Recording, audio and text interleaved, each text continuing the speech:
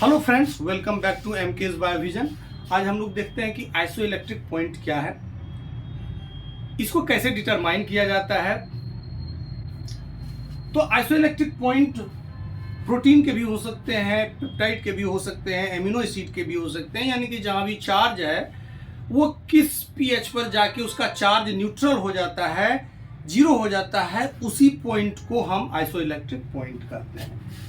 Definition देखें तो isoelectric point pi is the pH eight which amino acid, peptide और protein has zero charge, यानी कि net charge उसका जीरो हो जाता है। एसिटिक एसिड को यदि लें तो एसिटिक एसिड में हम देखते हैं कि एक मात्र कार्बोक्सिलिक ग्रुप होता है और ये अपना प्रोटॉन यदि दे देगा तो ये कार्बोक्सिल आयन के फॉर्म में चला आएगा।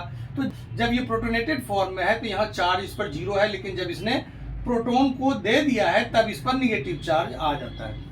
आइसोइलेक्ट्रिक पॉइंट हमेशा कहता है कि जब चार्ज जीरो रहे तो उसी पीएच को हम आइसोइलेक्ट्रिक पॉइंट कहेंगे। अब इसका आइसोइलेक्ट्रिक पॉइंट क्या होगा? ये मोनोप्रोटिक है, यानी कि केवल एक ही प्रोटॉन देता है और दो फॉर्म में, सॉल्यूशन के अंदर दो फॉर्म में रह सकता है। कम पीएच पर ये हमेशा प्रोटोनेटेड फॉर्म में रहेगा, यानी कि ये अपना हाइड्रोजन अपने पास रखता है। जबकि जब पीएच हम बढ़ाएंगे तो इससे हाइड्रोजन खींच लिया जाएगा बेस के द्वारा और इस तरह से इस पर नेगेटिव चार्ज आ जाएगा। तो COOH क्या है? It has ability to give hydrogen. तो ये लुईस एसिड है, ये क्या करेगा? COOH minus. ये क्या करेगा? लुईस बेस है, यानी कि ये हाइड्रोजन ले सकता है। हाइड्रोजन डोनर है वो एसिड है और जो हाइड्रोजन एक्सेप्टर है वो बेस है। अब ग्लाइसिन को हम देखें तो ग्लाइसिन जो है इसमें एक एमिनो ग्रुप है, एक कार्बोक्सिलिक ग्रुप है और ये कम पीएच पर फुल्ली प्रोटोनेटेड रहता है, यानी कि कोई भी प्रोटॉन इससे नहीं निकला हुआ रहता है। यहाँ भी H है और यहाँ भी, तो इस तरह से इस पर नेट चार्ज जो है पॉजिटिव है, +1 का चार्ज है। लेकिन जब हम पीएच को बढ़ाएंगे तो क्या होगा कि उसका प्रोटॉन खींच लिया जाएगा बेस के द्वारा।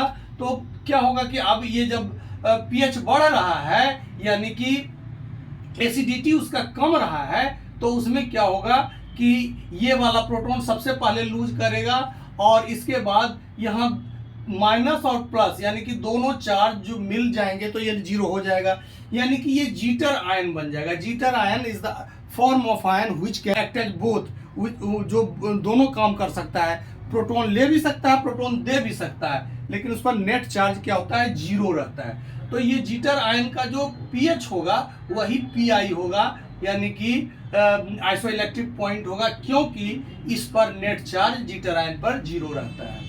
फर्दर यदि पीएच को बढ़ाएंगे तो ये वाला इलेक्ट्रॉन, ये वाला प्रोटॉन भी निकल जाएगा और ये इस फॉर्म में चला आएगा, यानी कि यहाँ जीरो चार्ज हुआ तो ये यहाँ नेट चार्ज जो हुआ नेगेटिव चार्ज हो गया। तो ये डायप्रोटिक है, यानी कि दो दो प्रोटॉन रिलीज कर सकता है ग्लाइसिन। दो पीएच का मान हमें मिलेगा जहां ग्रुप को रिलीज करता है। इसी दोनों का जब हम एवरेज लेते हैं तो हमें आइसोइलेक्ट्रिक पॉइंट मिलता है। पीआई क्या है? जहां नेट चार्ज जीरो होता है, पॉजिटिव, ये बैलेंस कर लेता है, चार्ज बैलेंस, यानी कि पीएच बराबर पीआई बराबर जीरो। अब इसका यदि हम इलेक्ट्रोफोरेसिस करें तो देखते हैं क्या कि पॉजिटिव चार्ज वाले एमिनो एसिड कैथोड की तरफ जा रहा है, जबकि निगेटिव चार्ज वाले एमिनो एसिड एनोड की तरफ जा रहा है। जब इलेक्ट्रिक फील्ड अप्लाई किया जाता है तब ये प्रोटीन के साथ भी हो सकता है, एमिनो एसिड के साथ और पेप्टाइड के साथ कहीं भी हो सकता है, जिस पर अब माइग्रेट करने के दौरान एक स्थिति ऐसी आएगी जबकि ये अब फर्दर माइग्रेशन इसका रुक जाएगा, वो अपना खास पोजीशन पर रहेगा। तो जैसे मान लीजिए कि ये प्रोसेस पूरा हो गया है और ये खास जगह पर अपना बैंड इसका बन गया है। इसका मतलब है कि ये जो चार प्रोटीन है या एमिनो एसिड हैं, ये अपने अपने पीआई वैल्यू पर रुक गया है, अपने अपने। यहाँ इसका पीआई वैल्यू है ए का, यहाँ बी का, यहाँ सी का, यहाँ डी का, यानी कि इलेक्ट्रॉन यहाँ पीएच बढ़ रहा है तो अपने अपने पीआई वैल्यू पर रुक गया है, क्योंकि इस पर नेट चार्ज जीरो हो गया है और इसका माइग्रेशन रुक गया है। इस मेथड से हम प्रोटीन का, एमिनो एसिड का, पेप्टाइड का सेपरेशन भी कर सकते हैं चार्ज के द्वारा इलेक्ट्रिक फील्ड अप्लाई करके। अभी जो मेरा मकसद है वो है कि different form of amino acid, चाहे वो पोलर एमिनो एसिड है, नॉन पोलर एमिनो एसिड है, एसिडिक है, बेसिक है, सभी तरह के एमिनो एसिड का आइसोइलेक्ट्रिक पॉइंट कैसे कैलकुलेट करें का है। इसका आइसोइलेक्ट्रिक पॉइंट जो है ये राइट साइड है, जबकि ए का लेफ्ट साइड है, यानी कि एसिडिक साइड है। अब ये इलेक्ट्रिक फील्ड में जो प्रोटीन एमिनो एसिड माइग्रेट करते हैं अपोजिट चार्ज के हिसाब से, यही अब ये देखिए separation, this technique is also used to separate different proteins, amino acids and peptides, तो इसका ये भी इस्तेमाल हो सकता है। अब हम ये देखेंगे कि using the process of titration के द्वारा हम कैसे डिफरेंट एमिनो एसिड्स के आइसोइलेक्ट्रिक पॉइंट को डिटरमाइन कर सकते हैं। सबसे पहले हमने एक non polar amino acid alanine को लिया है। अब ये एलेनिन क्या है? डाइप्रोटिक है, यानी कि ये 3 फॉर्म में पाया जाता है। सॉल्यूशन में ये मोनोकार्बोक्सिलिक मोनो एमिनो ग्रुप वाला एसिड है और इसमें इसके साइड चेन पर कोई चार्ज नहीं होता है। लो पीएच पर कि ये फुल्ली प्रोटोनेटेड रहता है, यहाँ भी हाइड्रोजन है और यहाँ भी हाइड्रोजन है, और जो नेट चार्ज है यहाँ +1 है। लेकिन जैसे ही हम पीएच का मान बढ़ाते हैं, यानी कि इसका टाइट्रेशन करते हैं, इसका टाइट्रेशन कर्व है, ये टाइट्रेशन करते हैं जब यानी कि उसमें OH का कोई इक्विवेलेंट डालते हैं, NOH डालते हैं, तो हम देखते हैं कि जैसे ही pH बढ़ता है ये अपने फॉर्म को चेंज कर लेता है। हायर pH पर यहाँ देखते हैं कि ये पहला प्रोटॉन ये छोड़ देता है और कार्बोक्सिलिक आयन बना लेता है, और इस जगह पर हम देखते हैं कि ये माइनस और प्लस चार्ज दोनों बराबर हो जाते हैं, यानी कि नेट चार्ज जो इस कंपाउंड पर है वो 0 हो जाता है। नेट चार्ज एमिनो एसिड पर जो नेट चार्ज है वो 0 हो जाता है, इसको हम जीटर आयन कहते हैं। फर्दर पीएच बढ़ाते हैं तो ये अपना ये वाला प्रोटॉन भी छोड़ देता है और यहाँ 0 चार्ज चलाता है और नेट चार्ज जो नेगेटिव हो जाता है। पहला प्रोटॉन जो रिलीज करता है फर्स्ट डिप्रोटोनेशन होता है COOH का, और ये किस पीके वैल्यू यानी कि किस पीएच पर होता है, तो वो है 2.3। दूसरा डिप्रोटोनेशन यानी कि दूसरा प्रोटॉन छोड़ता है ये 9.7 पीएच पर, यानी कि 2 अलग अलग वैल्यू है। एसिडिक पीएच पर ये प्रोटॉन छोड़ रहा है, दूसरा बेसिक पीएच पर ये प्रोटॉन छोड़ रहा है। जब हम पीआई कैलकुलेट करते हैं तो इसी दोनों का एवरेज निकाल लेते हैं। एवरेज हमने दोनों का निकाल लिया है, तो एवरेज वैल्यू आया है पीआई का 6.0, तो मतलब 6 आया है। इस जो एवरेज निकाल लिया है तो हमारा जो एवरेज आया है पीआई का वो 6। अब देखिए कि ये जो कर्व है टाइट्रेशन कर्व, इसमें NOH बढ़ रहा है, इधर इसका NaOH का कंसंट्रेशन बढ़ रहा है, तो NaOH का कंसंट्रेशन बढ़ रहा है और इधर pH का मान बढ़ रहा है। X एक्सिस पर NaOH का कंसंट्रेशन बढ़ रहा है और Y एक्सिस पर pH का मान बढ़ रहा है। जब फर्स्ट प्रोटॉन ये pK1 पर रिलीज करता है और दूसरा प्रोटॉन ये pK2 पर रिलीज करता है, ये टाइट्रेशन कर्व है, और यहाँ हम pK1 का जो वैल्यू है ये 2.3 है और pK2 का 9.7 है। दोनों का एवरेज निकाल लेते हैं तो यही है आइसोइलेक्ट्रिक पॉइंट, यानी कि इस पॉइंट पर यदि इलेक्ट्रोफोरेसिस भी करेंगे तो ये माइग्रेट नहीं करेगा। डिफरेंट एमिनो एसिड्स का आइसोइलेक्ट्रिक पॉइंट डिफर करता है, क्योंकि सभी एमिनो एसिड का स्ट्रक्चर अलग अलग होता है और उसके pK1 और pK2 वैल्यू भी डिफर करते हैं। साथ ही साथ जो साइड चेन पर ग्रुप है, जो साइड चेन पर चार्ज है, वो भी इलेक्ट्रिक पॉइंट को अफेक्ट करता है। तो कुल मिलाकर अलग अलग तरह के एमिनो एसिड का pKi हम लोग अभी देखेंगे।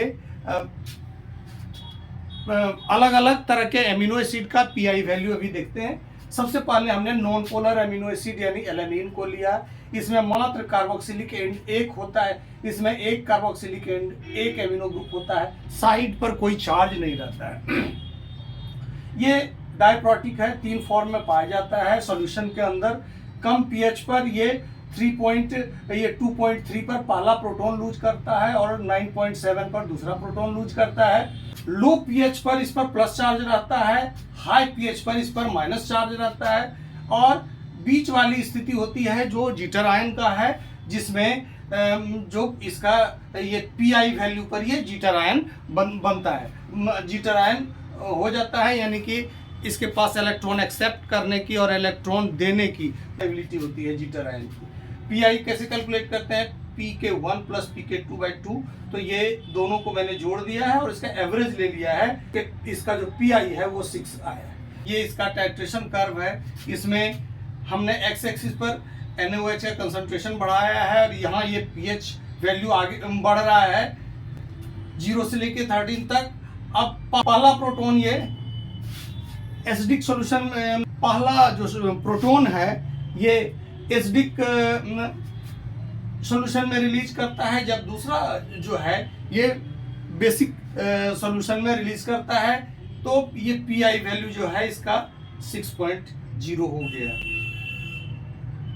ये जो आप ग्रीन से देख रहे हैं ये बफरिंग जोन है, यानी कि ये जो जोन है ये पीएच, इतने पीएच पर ये बफरिंग एबिलिटी है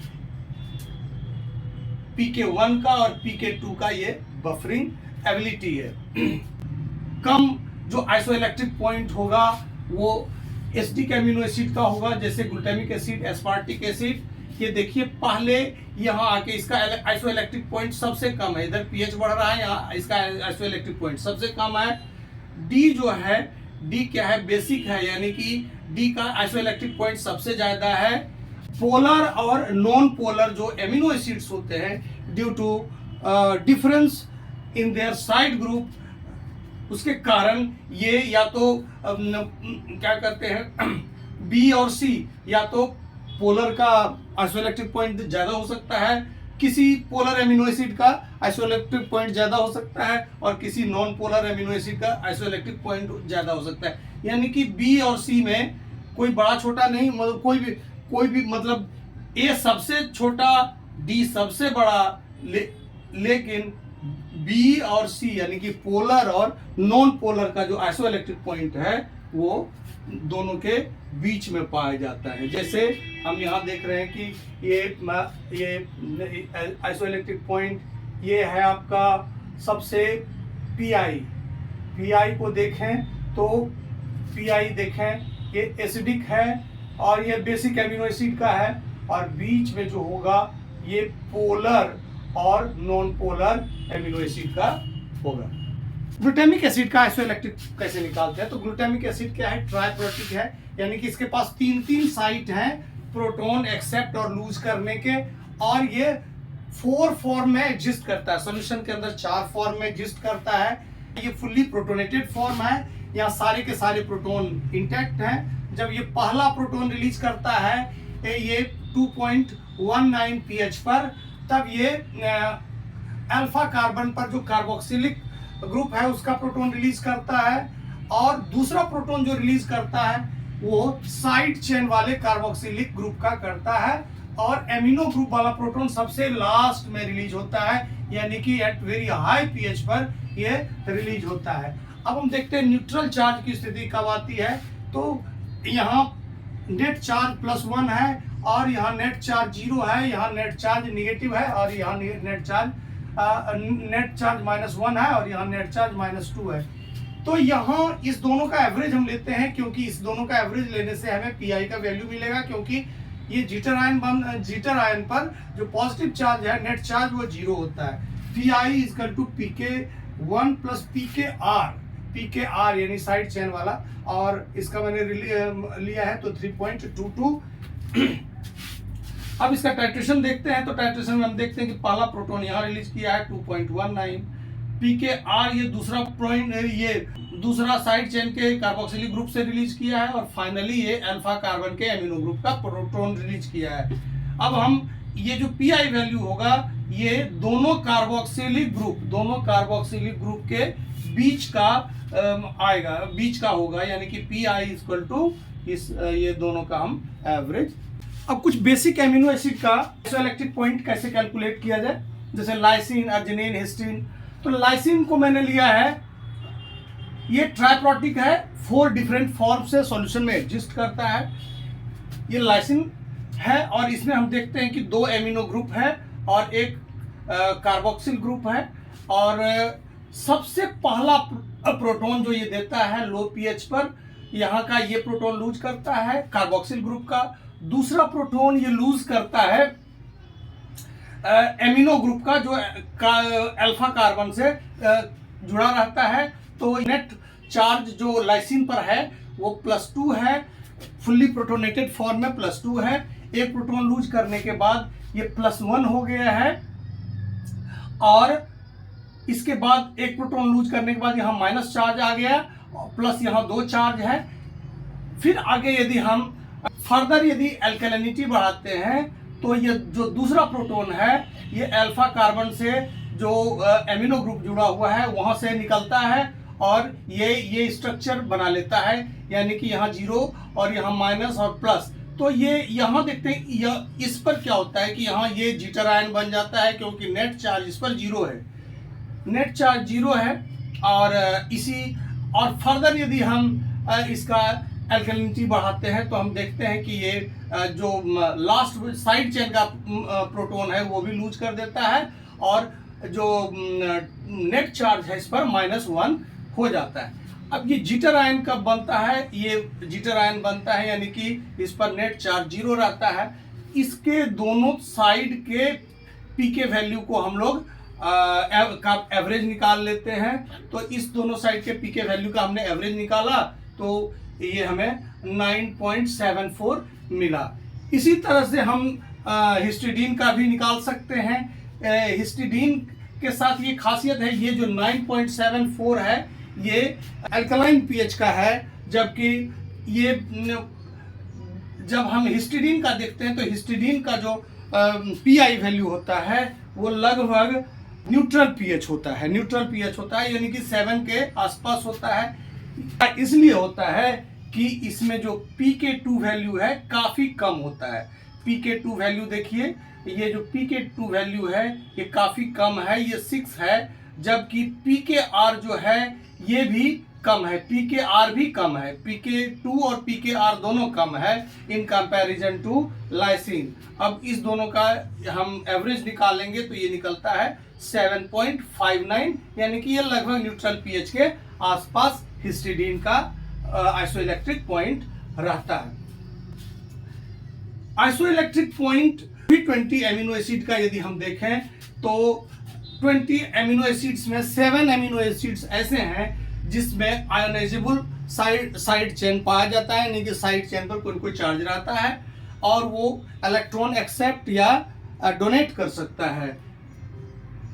अब ये कौन कौन से 7 एमिनो एसिड्स हैं जिसके साइड चेन पर चार्ज रहता है, तो इसमें सारे के सारे acidic amino acid, glutamine, aspartic acid, सारे basic amino acid, histidine, lysine, arginine, और 2 पोलर एमिनो एसिड है, सिस्टीन और टायरोसिन। तो ये 7 एमिनो एसिड ऐसे हैं का आइसोइलेक्ट्रिक पॉइंट वो इसके कारण मॉडिफाई हो जाता है, क्योंकि एक वीक एसिड है और इसका जो है डिसोसिएशन, इसका डिसोसिएशन डिपेंड करता है ionic strength of the solution, temperature पर भी डिपेंड करता है और माइक्रो इन्वायरमेंट पर भी डिपेंड करता है। Micro environment means what type of side chain it contents, यानी कि साइड चेन के प्रॉपर्टी पर भी इसका पीआई वैल्यू डिपेंड करता है। Okay, thank you.